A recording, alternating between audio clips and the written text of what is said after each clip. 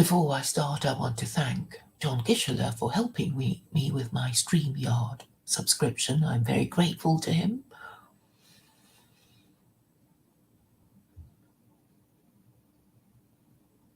He has now taken the Shahada and is now a Muslim.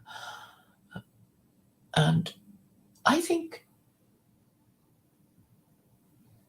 this must be the way forward when you think of how the post-Christian Westerner is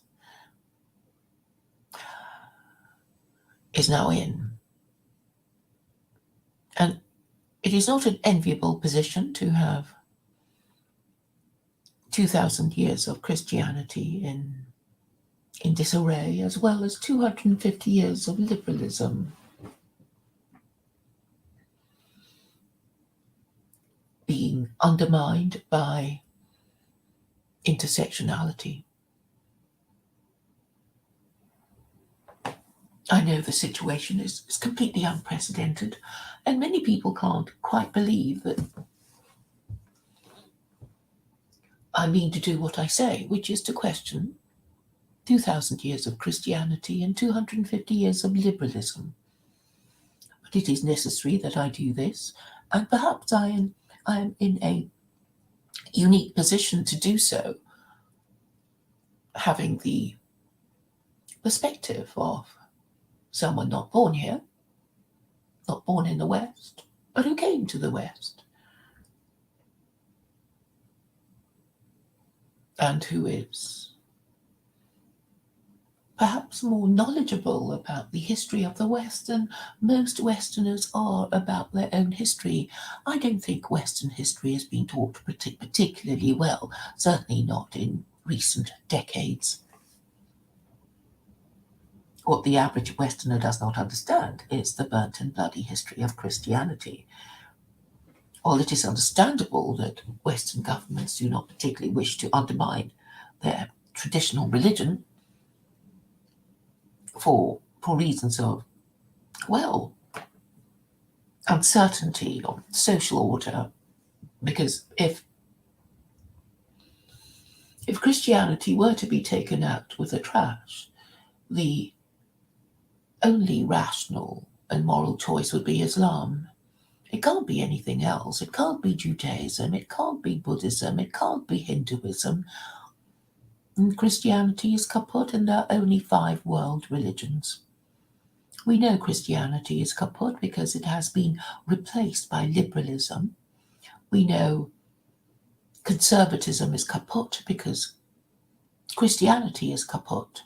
And we know that in liberalism, conservatism is only the junior partner, which is why it has historically always withdrawn from the battle before the forces of liberalism get nasty with it.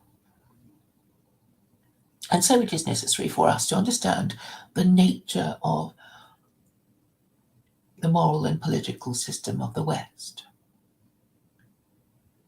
Things will continue to get worse because the rule of law is breaking down. Let us first understand properly what is meant by the rule of law.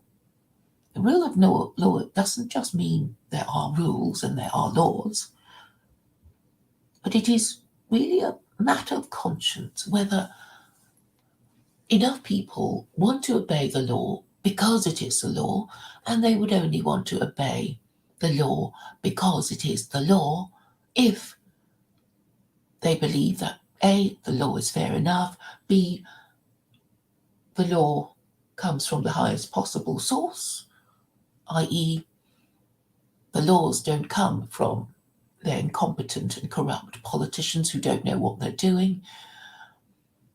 The highest possible source of law, if you're an atheist, would be the wisest men. And if you believe in God, the highest source of law would be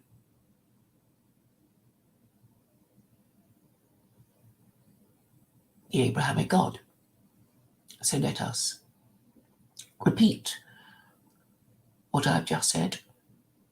If you are an atheist, you would the highest possible source of law would be the wisdom of men living and dead, the wisest of men living and dead. They would have to make your laws for you to feel that you are having the benefit of the wisest laws from the wisest men, living or dead. And since you can't agree on who is the wisest of living men or the wisest of dead men, you will be fighting amongst yourselves. And this is how God comes in, whether you believe in him or not. Because God would be the hypothetical supreme authority that you must acknowledge even as an atheist.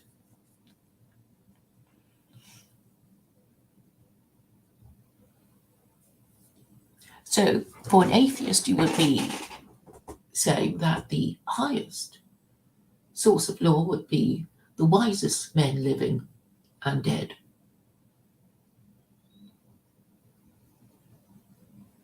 And those would be the laws that you want to follow because they are the best laws that man is capable of creating and following. But you already see the problem. Atheists cannot agree on who are the wisest men living nor the wisest men dead. And so it is necessary to hypothesize that there might exist a hypothetical, the hypothetical supreme authority already exists, but the Abrahamic God is hypothetical to the agnostic, and I am an agnostic. So this means that whether you believe in God or not, if you want the highest source of law, the best source of law, the wisest source of law, you would have to go through scripture. There's no point going through the scripture of the Eastern religions because, well, if you're a Westerner, you really wouldn't want anything to do with Buddhism or Hinduism. You are only left with the Abrahamic faiths, and you can't follow the Torah because it's only meant for Jews and it's too hard even for Jews. So you have to consider the alternative. Fortunately, God in his wisdom, if he exists, has made 2 revelations for mankind. The first was the Torah to the Jews, and the second and final revelation was the Quran to Gentiles. So there you have it. You have the Quran. That is the best available guide to humanity. And no one, not even the most rabid Islamophobe, can think of a better guide to humanity. They have lost all the arguments. I have won all the arguments. But it is interesting that I'm not apparently any closer to getting my views discussed and heard by alt-right YouTubers with bigger channels than me. Provisionally arranged has been a discussion at 4 p.m. GMT on Monday, the 21st, with Arvol.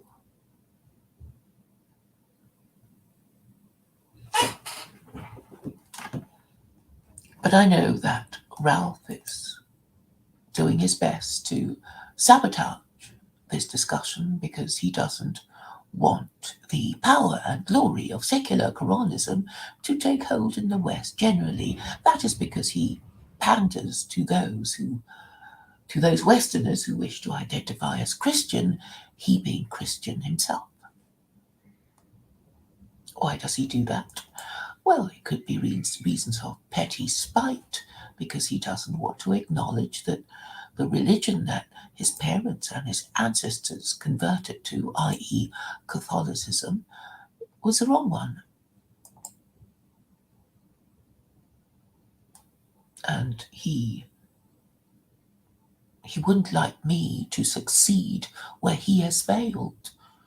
And so far he has failed to give you a concrete idea of what his solution to the problem is, other than that he wants us to think that he has a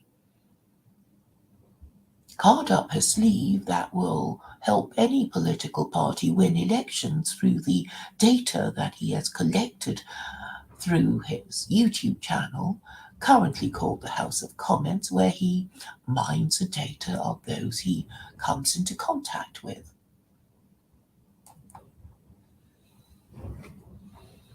He bases his ideology on the idea that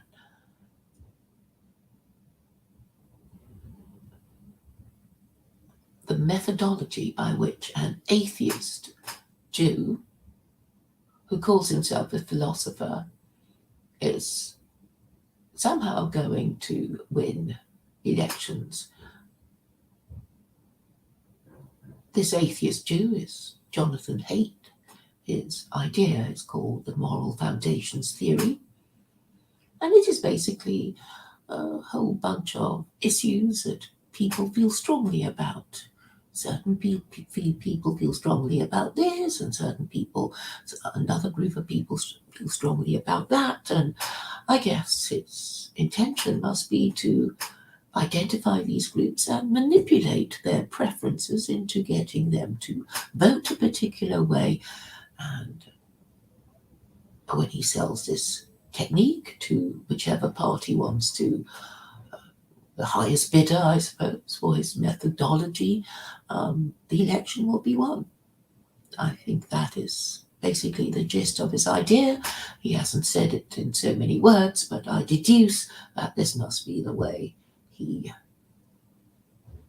is going to present his idea, and I think I've done it rather more quickly and effectively than he could himself. So Ralph identifies himself as a Christian nationalist, and this is evidence of his failure to understand the failure of Christianity. The only reason why the West is in the predicament that it is in is because its moral system has failed. Christendom was long ago replaced by liberalism. It began to be replaced from the days of the American Revolution, going through the French Revolution, being confirmed in Russia by the Russian Revolution, and going further east, we also know that China gave up its system of absolute monarchy last century. So in the Occident and the Orient, the institution of absolute monarchy no longer holds sway. For sentimental reasons, Western nations such as Britain and Spain and Sweden and all these countries with a royal family, Holland, hold on to their royal families for sentimental reasons. Perhaps it's because of all these fairy stories we were told as children, beginning with once upon a time in a land far, far away, there lived a king, a queen, a prince, a princess, and the story proceeds and always ends, and they lived happily ever after. And this, I think, is the reason why so many people of different races and nations love the idea of a king, of monarchy. And of course, if he were good, he could be trusted to have absolute power. But since so few of them are, in fact, good, over history in particular, you will find that over the centuries, the rule of the absolute monarch has been diluted or even extinguished. Because that is the case, we must think, as China did, of replacing the system of absolute monarchy with a republic. It's so simple, isn't it? So the whole point of a republic is that its political system will mean choosing the next national leader from a bigger pool of talent than the male relations of the current monarch. And of course, if you choose from a bigger and wider pool of political talent, you're going to get a better ruler. And because this ruler is not a king, he's not entitled to pass the position on to his male relations. He could become a dictator, a constitutional dictator, but that could be for a set term. And that would end, and he would have to stand aside for someone just as good, if not better, than he to be national leader. Now that I've explained it to you in these terms, it should be very obvious what kind of government we would want for ourselves and our descendants, if we want to be considered honest, rational, and moral. We would want the choice of national leader to be as wide as possible, and we want the rules under which he would govern, the constitution, to be as fair as possible, and therefore we would want the best available guide to humanity, and that is the Quran. It is as simple as that. Those of you who object to it are, not to put too fine a point on it, Islamophobes. You are Islamophobes if you refuse to read the Quran, don't know the Bible, cannot accept the points I am making, and are saying really that because your numbers exceed the numbers of those who submit to truth, logic, and morality, therefore you should win the argument. Not so. You haven't won the argument. You may exceed those who submit to truth, logic, and morality in number, but that does not mean you are right. And therefore, the person with the solution that is based on undisputed truth and sound reasons, limited by moral principle, ought to be the way forward. Why is this not so? Obviously, it is because the number of those who reject truth, reject logic, and reject morality while being unable to discuss either any of them are considerably more than those who are able to entertain ideas without accepting them. That would be the educated view. Unfortunately, because the West is now a matriarchy and therefore morally and intellectually corrupt, as well as suffering from amnesia and dementia, I am not able to have a rational and honest discussion with anyone. I hope I will be able to have this discussion with Arvol,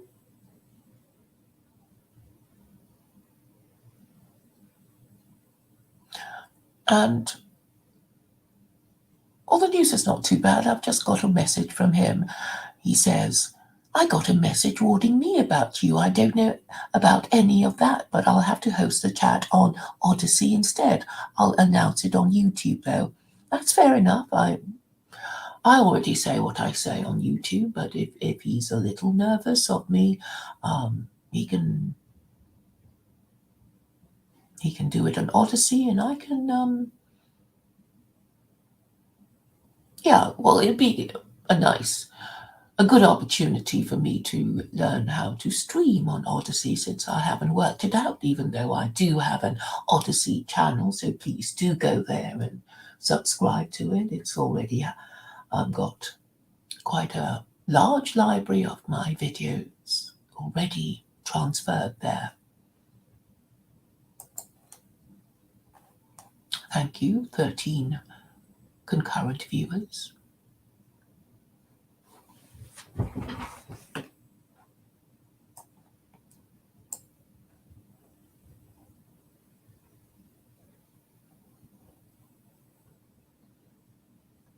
I have somebody Chinese apparently.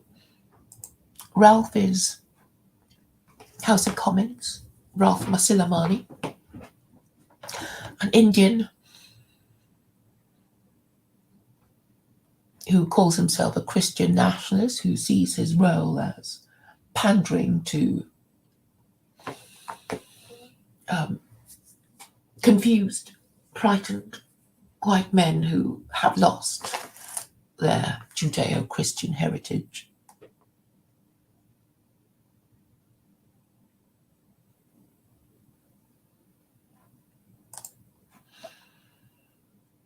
Wardong says Americans must understand China is a good country. Well, talking about China, I just thought I'd share with you the fact that Chinese phones are better than a lot of phones made in the West. And it's a bit annoying when you're given a phone and you can't access the apps that you need because Google Play is basically is boycotting the Chinese phones because they know that Chinese phones are cheaper and better, and they don't want they want to do down the competition. And when you think about liberalism, the whole idea of liberalism is based on free trade. And the principles of free trade is out of efficiency because you have specialization, you get efficiency. And the idea was that, well, if you're so good at growing wheat, farming and agriculture and, growing cattle, then you just keep doing it while we, sell you high tech, high value equipment. And this was what the West was doing until the East caught up, and then suddenly the idea of allowing the most efficient producer of whatever commodity or goods was suddenly thrown out the window, and all kinds of accusations made about China being this or that, and therefore they had spies or whatever, so that there would be an excuse for Google Play to boycott Chinese phones.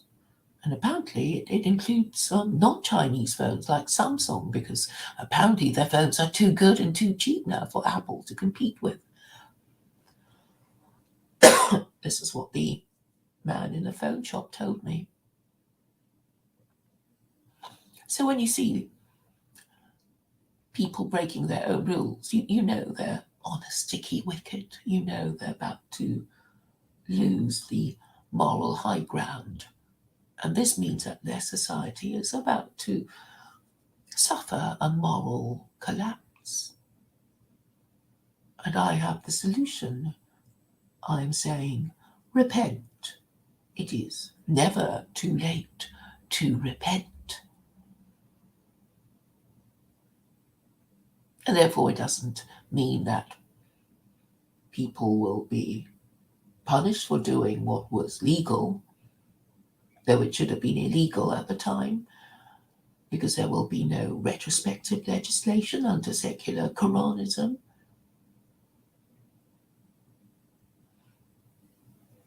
I am a more, what's the word?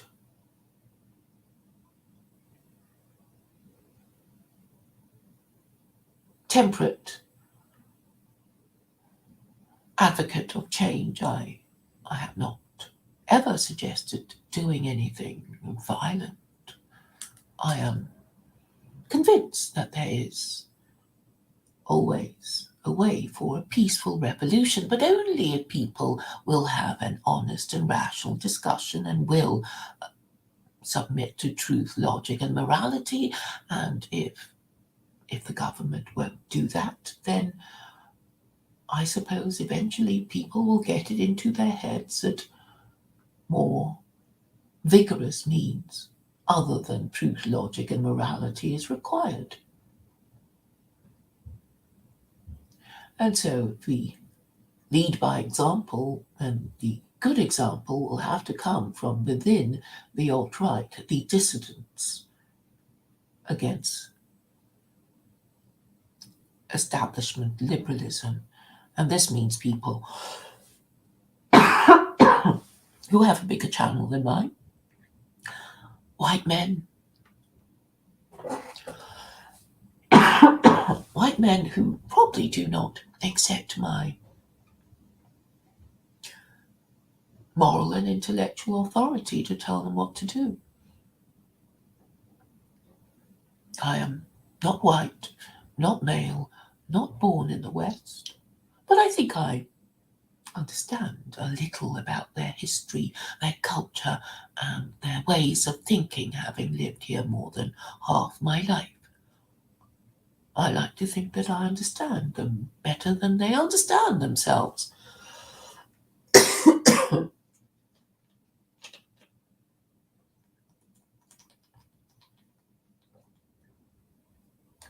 And I have a very creative solution to their predicament, which is something new and something old and something borrowed and something blue. And it also pertains to marriage, which I say is the pivot upon which true gender justice rests. And so it is my hope that I will have this discussion on Arvol's channel. I think he has, 4 or 5,000 subscribers, so that would be a better place than mine. Although I could always do with a few more subscribers on my main channel and my secondary channel.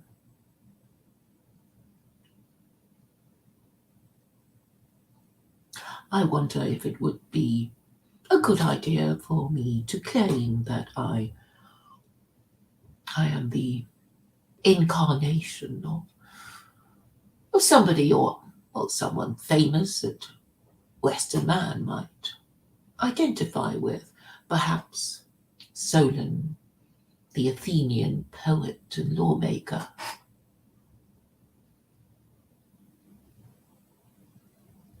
Or I was wondering, perhaps I could be the incarnation of Maimonides to get the cooperation of the Jews in discussing my ideas earnestly and seriously, because it pertains to them. If the West were to fall, well, they're also going to get it in the neck. All of us are going to get it in the neck, male or female, young or old, rich or poor, majority or minority. So we should take heed of the fact that we do not have a functioning moral system, because we do not have a patriarchy. Instead, what we live in, it's a degenerate matriarchy, which means that most parents in our society are not married parents. In the olden days, they would be treated as sex offenders. And when you think of the government condoning children being born out of wedlock, meaning that children are born with two parents who are sex offenders, that neatly explains why we live in an era of rising chaos and criminality, with people unable to stick to the principle of submitting to truth, logic, and morality. I think I have explained my position quite clearly so far, have I not? I don't think anyone else has a clear and coherent solution that can be easily understood and easily explained to others. I think it is because that I've won all my arguments that the morally and intellectually compromised alt-right have adopted the tactic of ignoring me and not acknowledging my existence. There are those who do know me, who have spoken to me, and in fact are quite friendly when I meet them. But they can't seem to go the whole hog of examining an idea and making sound conclusions from it. Perhaps it is because they are fearful of the acceptance, of the likelihood of general acceptance. They are operating under the misapprehension that you shouldn't do something unless you think it's going to succeed in your lifetime. Great undertakings tend not to be completed in one lifetime. We know from the story of Moses that Moses himself did not reach the promised land. It was more than one generation could achieve in a lifetime. So Moses died in an unmarked grave, and it was only the next generation that arrived in the promised land. And this is something we should bear in mind. Cathedrals were not built, were not completed in the lifetime of the architect. They were nevertheless built, they were begun, and eventually completed. Modern Western man is not capable of doing these things because he is mostly atheist and he has no belief in the afterlife in which he will be rewarded for any good he has done or punished for the evil that he has done. Such is the confusion of his mind that you get people claiming to be Christian but denying the existence of the afterlife. They don't even know what they do not know. They cannot understand what is in fact very simple. If they believed in an afterlife, then they would do the right thing, even though they don't think it will work in their lifetimes, even if they think it will result in this life punishment. And that explains why so many Western men are atheists and nihilists who will never be able to follow through any principle that they claim to have. And these are Overwhelmingly, the men I speak to, they are contemptible, infuriating. Infuriating because they do not even know that they have lost the argument. They do not even know that they can never even understand my position because they make it a point to reject what they hate. And they do hate Islam and Muslims. The hatred is so strong that they cannot possibly be made to understand that if God exists, then he would send the people they hate to punish them, to humble them. After all, what do these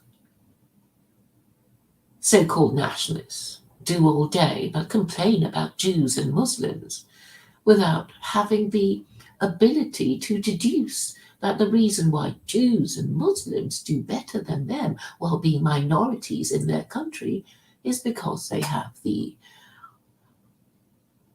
protective and dignifying wrapper of religion that these atheists and nihilists, anti-Semites and Islamophobes disdain to use.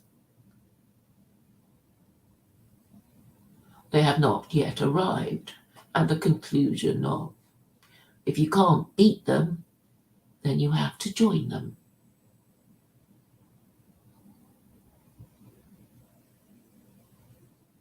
I don't know if they are ever able to understand something,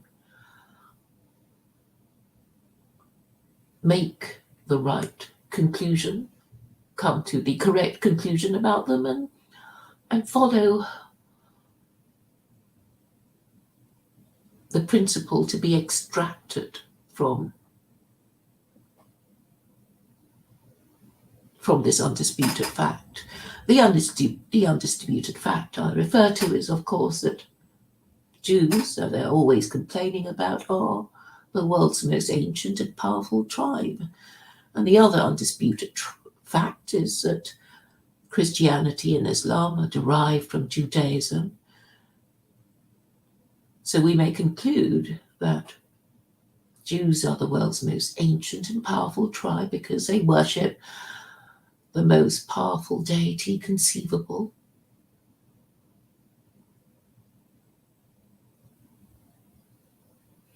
But obviously, Judaism is too hard now for Jews because only half of them, barely half of them, are observant Jews.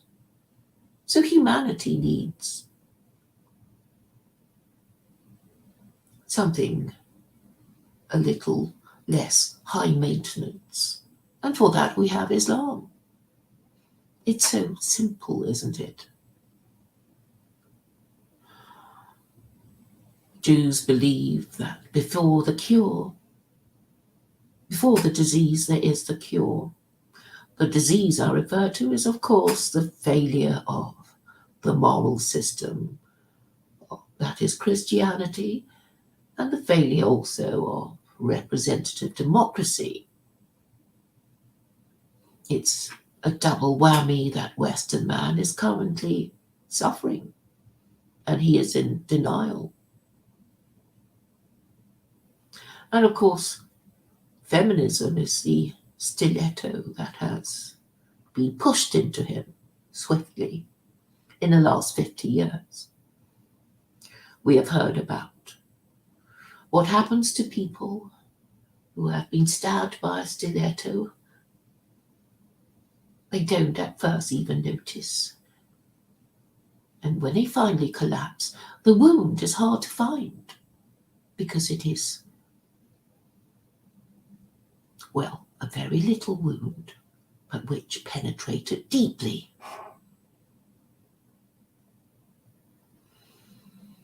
So we can understand that while Christianity was nonsense on stilts, as long as the Western man practiced marriage, and he did for about 2,000 years, most of them he was able to keep a civilization in existence and acquire empire until he chose not to support the institution of marriage for the past half century, and this is the consequence. Matriarchy, dementia, amnesia, rising chaos and criminality, all within 50 years.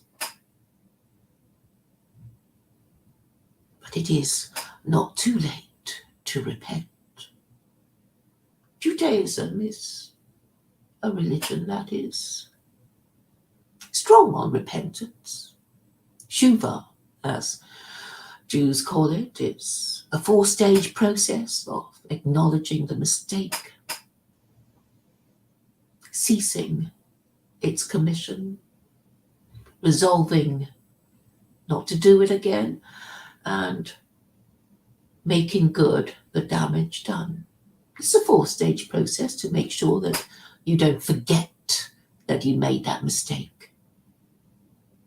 Christianity is nothing like that other than the eating of turkey at Christmas and the eating of chocolate eggs at Easter. Lent is really small beer compared to the full-on self-examination required of Jews when it comes to the run-up to the Day of Atonement. There are other holy days like Tisha B'Av, when Jews wonder to themselves why they are hated and why they suffer and why Gentiles periodically want to exterminate them. But the solution is not hard to see. If they were made God's chosen people, they were made God's chosen people for a reason, and it is to teach the Noahide laws to Gentiles, which they haven't done. If they claim to have done it, then why have there been 3 global Christian empires? They haven't done it, and that is why they are hated. They cannot assimilate because it is not the place of Gentiles to emancipate Jews. It is only God's role. Only he has authority to emancipate Jews. He can only follow his own rules.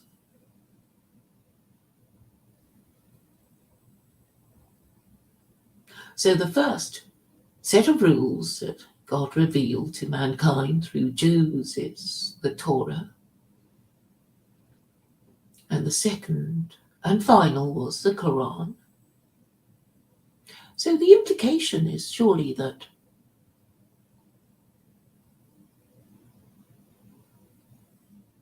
if the Quran, which is Torah light, Islam is Judaism light, conceiving of God correctly, then it is up to Jews to deduce that they can get to heaven the easier way.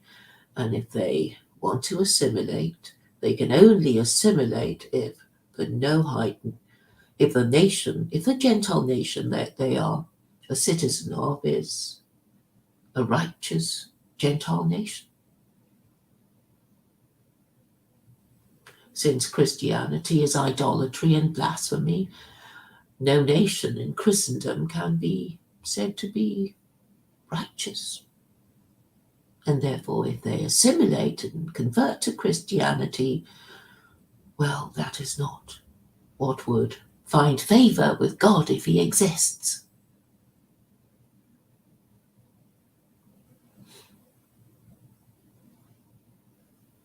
And it is to be borne in mind that there are 36 capital offenses in the Torah, they have not been rescinded. One of them is for being a citizen of a city that has gone astray. And this must mean that Jews were made God's chosen people to guide Gentiles away from idolatry and blasphemy. But what have they been doing? They have instead been assimilating into idolatry and blasphemy.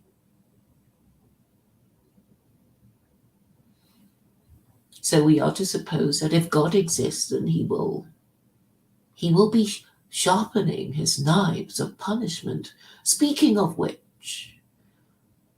the penalty for being a citizen of a city that has gone astray, that of Ernidachat, is beheading. Yes, death by beheading.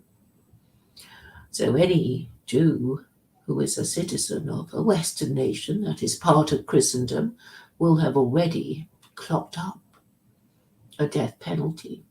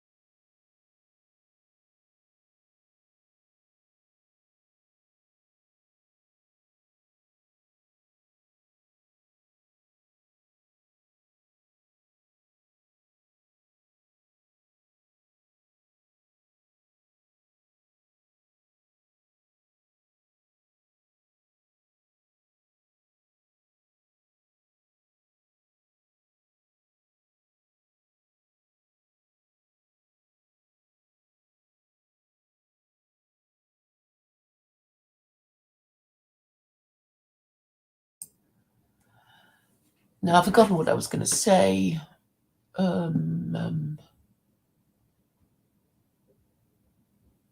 Yes, death by beheading for Jews for being a citizen of a city that has gone astray.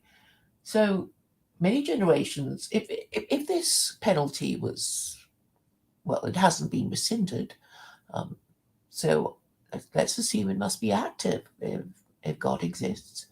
So it means that many generations of Jews have basically lived and died, and when they went to meet their Maker, there was this undischarged death penalty awaiting them for being a citizen of a city that has gone astray.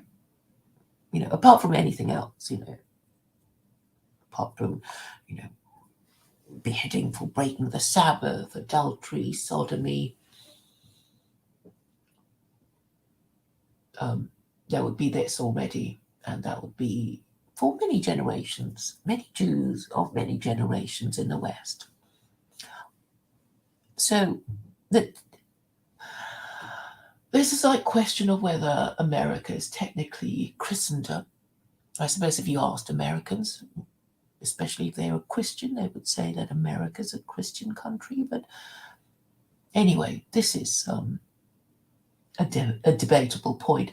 And the point being that Jews were made God's chosen people to lead Gentiles away from idolatry and blasphemy, and they haven't been doing that.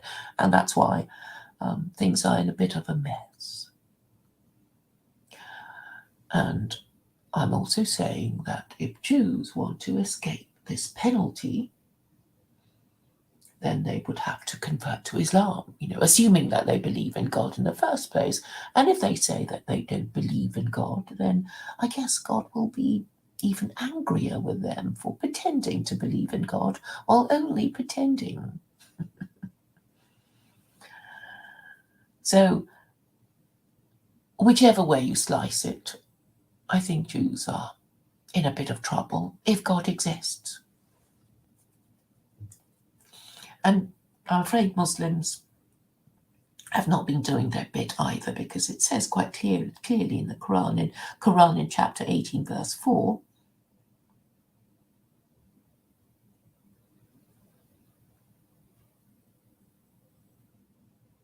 that Muslims are commanded to admonish those who claim that God has begotten a son, and they haven't been doing any of that either. So you can see this kind of pincer movement, like, God sent Jews with their Torah, and God sent Muslims with their Quran to tell the Christians off, and they just haven't done that. And they're still not doing that. And I'm the only one doing that, which is a bit of an irony considering I'm only an agnostic. But I've, obviously made these deductions from what I know of Judaism, Christianity, and Islam. And so this is the sort of thing that I think should be more widely discussed. But there is a conspiracy of silence amongst the dissident right, who are clearly not morally or intellectually equipped to discuss these theological matters. In fact, they're not even capable of discussing the definition of nationalism.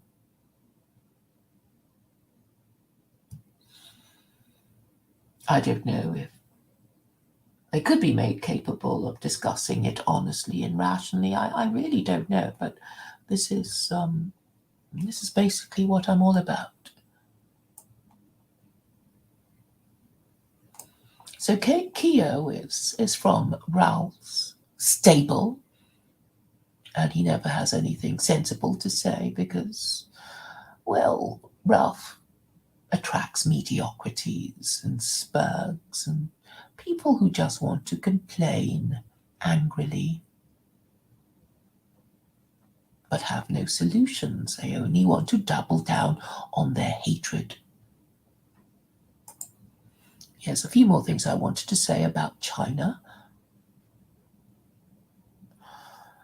I know China's been blamed for the pandemic, but really, China took extraordinary measures to protect their own people because most of their people are productive people.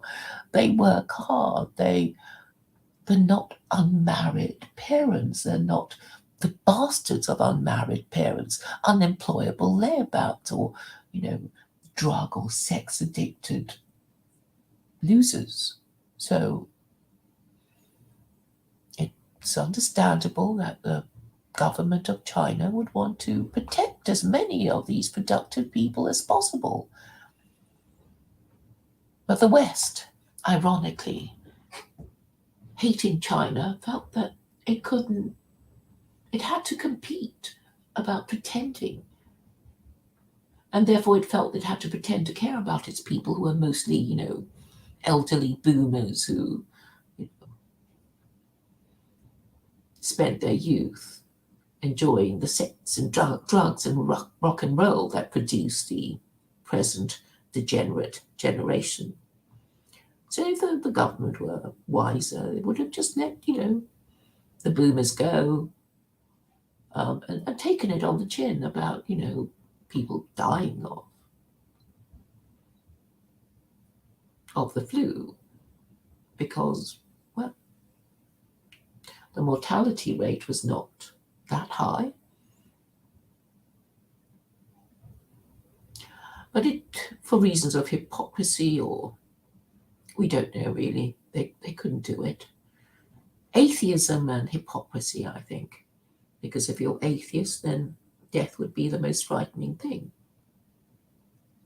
But if you were theocracy, then you would have produced a populace that would be able to take these things on the chin, not a bunch of snowflakes melting in the sun. So because of these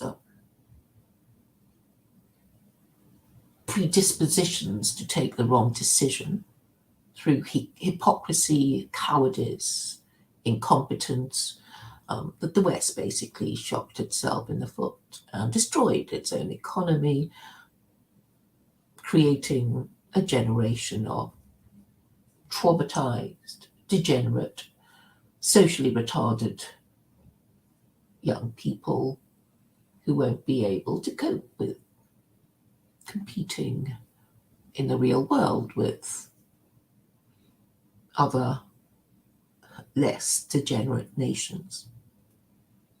So we cannot trust our government to act rationally, because it has all these irrelevant considerations to consider, such as fighting an election.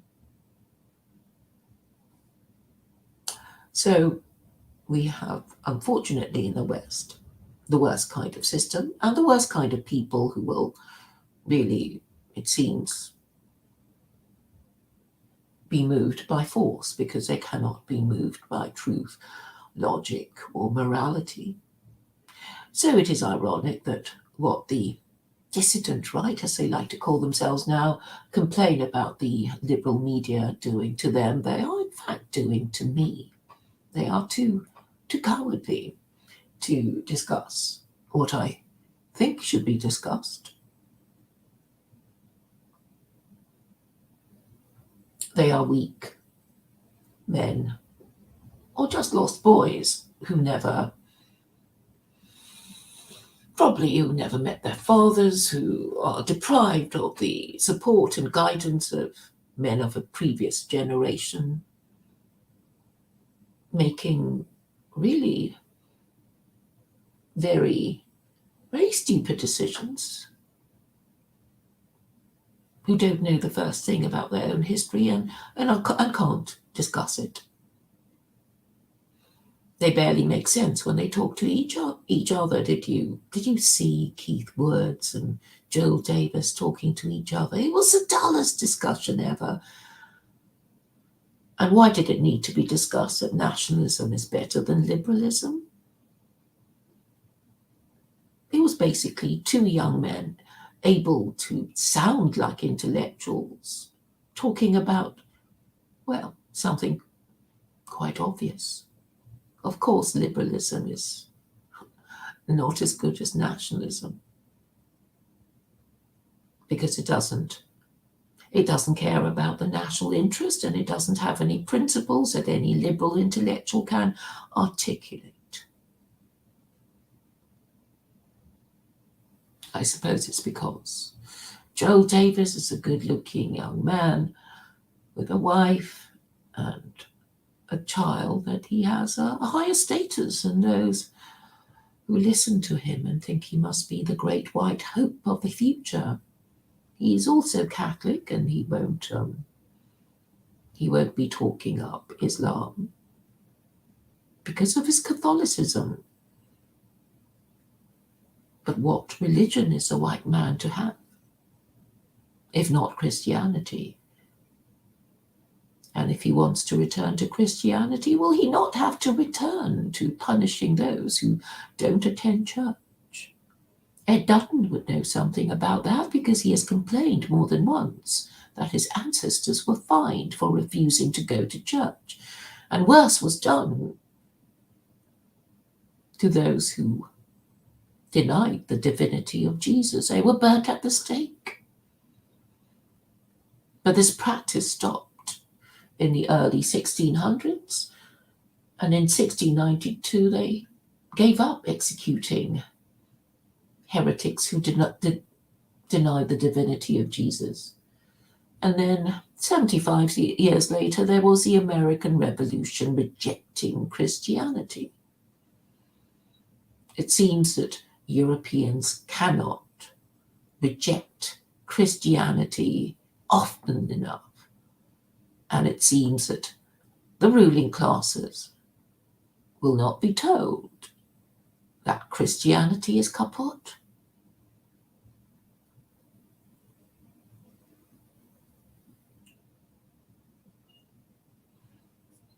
Because Joel Davis refuses to talk about religion and refuses to allow me in his Telegram group to engage with well, I don't want to. It's no great loss that I no longer engage with the anti-Semites and the racists in his Telegram group. I can't find a decent debate anywhere. The best debate I get is really from the members of my own group, and I've only got 10 people in a chat.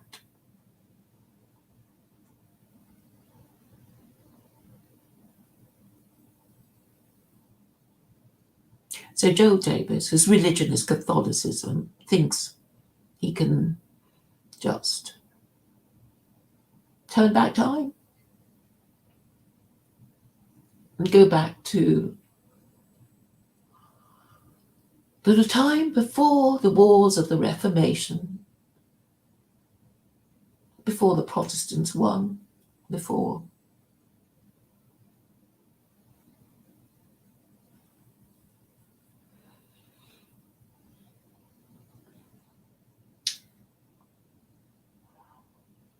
what?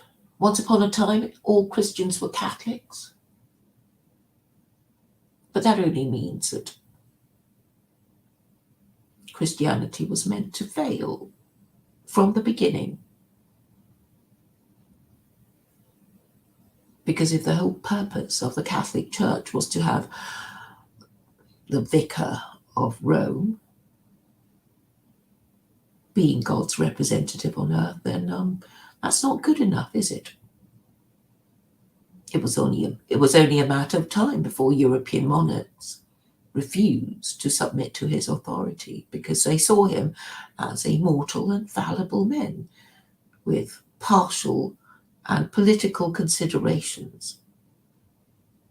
And so the most rational way for any country to govern itself would be using the Quran that they would interpret themselves. That would be the most rational way of doing it. Unfortunately, no one else is able to discuss this.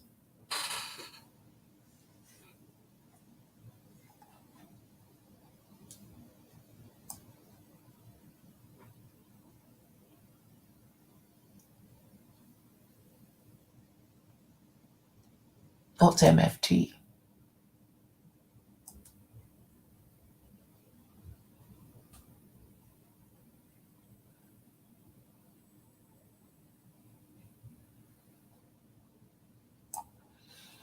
Mamza is a Jewish term for somebody who shouldn't have been born.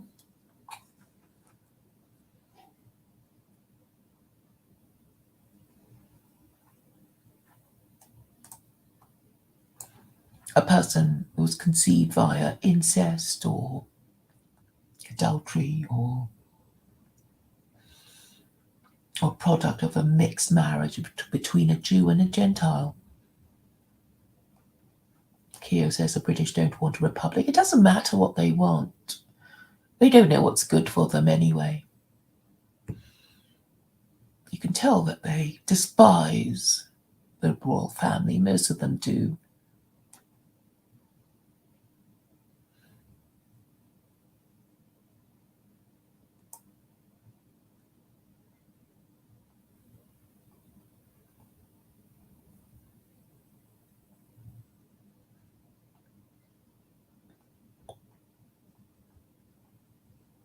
Hi, John. Thanks for your help with the subscription on StreamYard.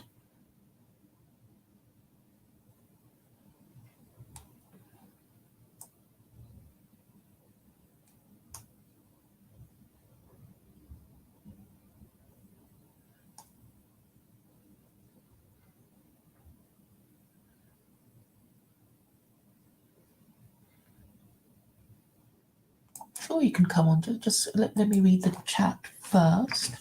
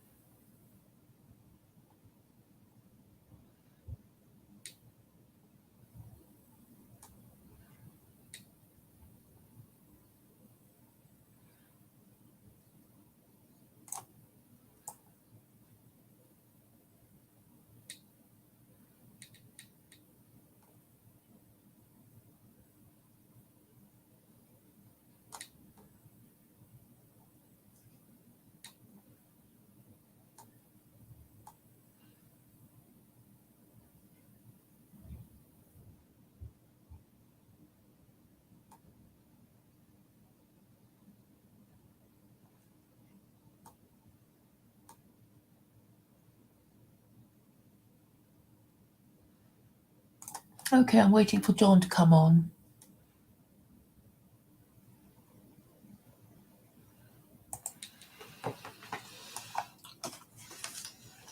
Or has he come and gone?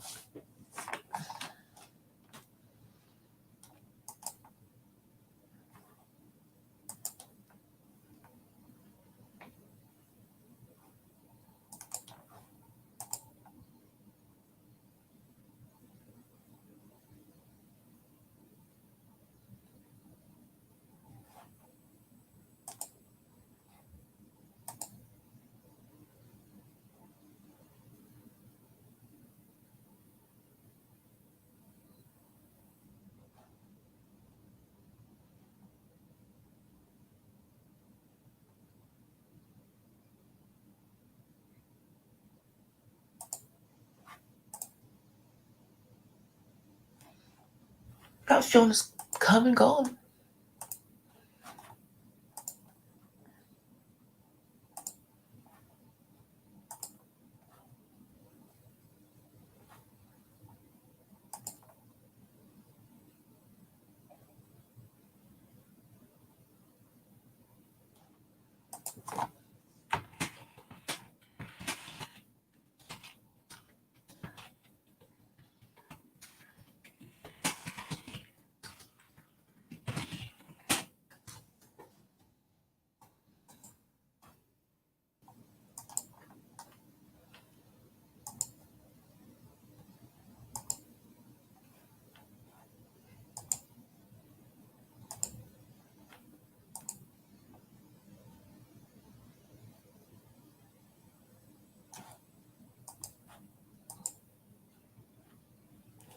Well, no sign of John Kishler.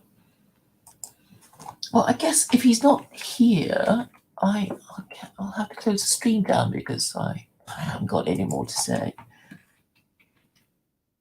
I think he's gone. Oh well, never mind then.